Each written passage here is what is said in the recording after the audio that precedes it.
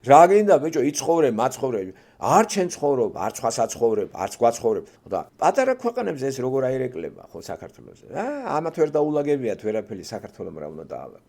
და ნახეთ საქართველოს პარლამენტი არ ფუნქციონირებს, პრეზიდენტი არ არსებობს. მეორე პრეზიდენტი ვერ გაიგებ, ისეც პრეზიდენტობს. ქუჩაში მაინც არიან 3000, 5000, ეს დამატებით ფსიქოლოგიურ არეულობასაც იწვევს. საინფორმაციო საშუალებები ხელს უწყობს ამას და მთლიანად არის დაქუცმაცებული მოსახლეობა. აზრები არის დანაწევრებული. ერთიანი აზრი არსად არ არის.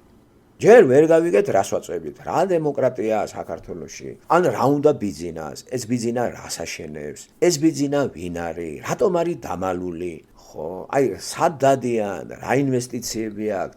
აი, როგორ არის, აი, სუბტად ირაციონალიზმით მიდის ქვეყანა. აი ესეთი ირაციონალური დედამიწა მოსახლეობა, პლანეტა იგულისხმება, არც ერთ ეპოქაში არ ყოფილა რა. სოფლიო იგულისხმება.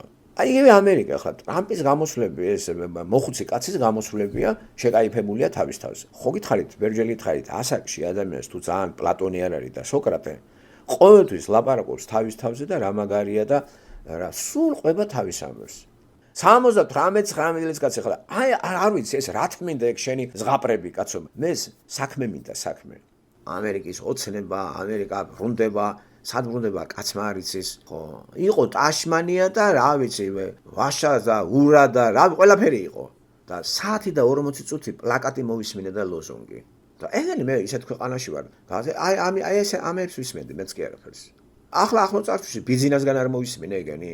ეგეც ყრილობაზე გამოვიდა, სუტაშები იყო. წინა საარჩევნო კამპანიას რო ეწეოდა, ყველგან ტაშით ხდებოდა ბიზნეს და მაგარი ლოზუნგები იყო. და ხალხიც კიდე მოტყუებულია, რა სიამოვნებთ, მე ვერ გავიგე. ჩვენ არ გვინდა ეს ლოზუნგები, საქმე მინდა, საქმე კი რა არის? ტარიფების გაზდა, კაცმა არ იცის ვინ კრიმინალია, ვინ არა. ომი მიდის, რაკეტები და ბომბები ცვივა უკრაინაში. არაფერი არ შეჩერებულა და არც შეჩერდება.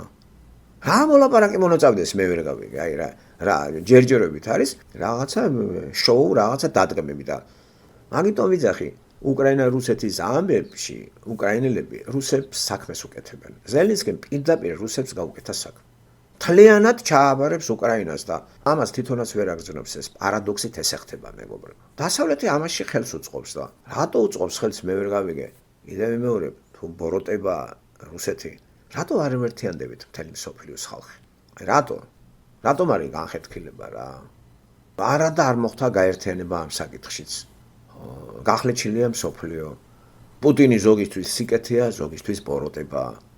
ხო და არის ეს მოცემულობა და ამასობაში უკრაინა თავზე დაამხეს, მოსახლეობა, რიგითი მოსახლეობა გაუსაძლეს მდგომარეობაშია, სახლები დაკარგა ბერვა. ძირითადად ეს შეეხო უპატრონო ადამიანებს. დაიხოცა უპატრონოები.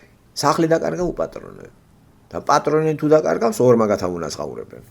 ასე არის შემოკარგება. აი ამას რა უნდა იწამოთ ამ ქვეყნისთვის რა. აი სადა ცარიელი სიტყვებია რა. ერთმა პუტინი გამოაცხადა ბოროტებად, მეორე იძახის არაო. ბაიდენი ამას უძახდა. ეს იძახის არაო. ეზე როდემდე იქნება ეს სისულელეები და აღარც ეკონომიკა ნორმალურად და რა ვიცი, გაუგებრობა ხან ამას იტყვიან, ხან იმას იტყვიან. საქართველოს პარლამენტსაც შეეტყვე, რაღაცა კანონი რომ მიიღეს, ისევ გაიტანეს მანდედანაც. ვერ გაიგებ რა ხდება, ან ეს კანონები რა თუნდა საქართველოში, მაინც კანონით არავინ არ ცხოვრობს მანდ. კანონს მანდ არავინ არ ექვემდებარება. საერთოდ არის მთავრობის თელი წარმომადგენლები, კანონით არავინ არ ცხოვრობს მანდ. კანონს არ ასრულებენ. და კანონით არავინ არ იჯება მან და ვისთვის იწერება ეს კანონები საქართველოში პატრონებისთვის? აბა ალეკ ველისაშვილი რატო არ დაიჭერეს? გახარია რო გალახა ის პიროვნება რატო არ დაიჭერეს? ის უფრო მაგარი დარტყმა არ იყო, სასიკვდილო დარტყმა იყო ერთიც და მეორეც. კიდევ ვიმეორებ, იაგო ხვიჩიას რო შეუვარდნენ და ხეთქეს. ის რატო არ დაიჭერეს? ეს ვერ გავიგე რა. ბრეჟნევის დროს იყო გარკვეულობა. სტალინის დროს გარკვეულობა, შევარდნაძე გარკვეულობა არის. ეს გაურკვევლობა როდემდე იქნება?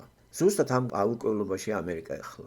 მარტო ტრამპის არჩევა არაფერს არ ნიშნავს. გაურკვევლობა ამერიკა. მე ვერ გავიგე რა უნდა თამათ რა. იწყებს ტარიფებით. დაგვეწყორა მშენებლობა. რატო არ შეუწყეს ხელი უკრაინას მშენებლობაში? ომში რატო შეუწყეთ ხელი? არავის არ უნდა რომ ძლიერი იყოს ქვეყანა. ამდენი ფული უკრაინას მშენებლობაში რომ მოხმარებოდა, დღეს რა მაგარი ქვეყანა იქნებოდა, იცი? მარტო ამერიკამ 350 მილიარდი გაიღო. რაში კაცის ხულაში? ვერ ჩადე მშენებლობაში. და მოთხოვე საწავიდა მერე ახლა ეგ ფული ხო? წარმოიდგინეთ 350 მილიარდი ამერიკიდან მარტო უკრაინაში, ევროპიდანაც მიუმატეთ, ეგ იქნებოდა რა ვიცი რა სახელმწიფო. რაში კაცის ყლაში, გრევაში, ფული ჩაიდონ გრევაში. ეხლა ეუნება უკან დაემრონი მენელების სახითო სასწაულია პირდაპირ რა. გამოვა რამე მოლაპარაკებაში? არა მეგობრო, არაფერი არ მოხდება. არც პუტინ ტრამპის მოლაპარაკება ნაყოფს არ გამოიღებს. ეს საკითხი, რომელიც ჩაუშვეს, დამთავრდება სრულიად უკრაინის გაუბედურებით და ამაზე გაჩერდებიან. ასე ჩააბარებს უკრაინა რუსეთს თავის ქვეყანას. აი როგორც აგერა საქართველოს გუბერნატორი ყავს ბიძინას სახით. მოდი რა ყველაფერს თავის სიტყვა დავაგე. საქართველოს რუსეთის გუბერნატორი არის ბიძინა ივანიშვილი. ძველი ტერმინია, შინაარსით, იგივე. კავკასი არის გუბერნია რუსეთის იმპერიისა. რა, მეტაფორა კი არ არის. შინაარსით არ არის ეგრე. აი მას რო გავიგებ, დავწყნარდებით რა, აღარ გვექნება რა, ეს ფსევდო დამოუკიდებლობა რო შემომტენი აქა და ვითომ დამოუკიდებელი ვართ. გუბერნიაში გუბერნატორი ხომ უნდა იყოს. რუსი რო დაგინიშნონ, გაგიჟდები და აღარ დაგინიშნეს ბიძინა ივანიშვილი გუბერნატორი. და გუბერნატორივით არ ცხოვრობს. ყველაფერს ეგ აკონტროლებს მან თავიდან ბოლომდე. და რანაირად არის ეს დამოუკიდებელი მე ვერ გავიგე. ან ვისგან არის დამოუკიდებელი? აი ამას ვინ გადააგდებს მე არ ვიცი ახლა. იმიტომ რომ რუსეთთან გექნება პრობლემა. გუბერნატორი ბიძინა დიდი გუბერნია რო არის მან დანიშნულია რუსების მიერ. ერს არ მოეწონება ეგ გუბერნატორის გამოცვლა ყოველთვის შეიძლება. აი ვინ აცვლის გუბერნატორებს ამ გუბერნიაში ეს არ გვინდა გავიგოთ და ზივართ ერთმანეთს ვაგინებთ რუსეთუმე ხარ თუ ევროთუმე. ერთმანეთს აგინებენ ქართველები რა. ასე რომ ეს წელი რა ვიცი როგორ გაიტანს საქართველოს მე არ ვიცი რა. ჯერეთი ქვეყანა არ არის. პარლამენტი რისთვის არის ვერ გაიგებს. არჩევნები რატო ჩატარდა? ეხლა ემზადებიან კიდე არჩევნებისთვის ადგილობრივი არჩევნებია.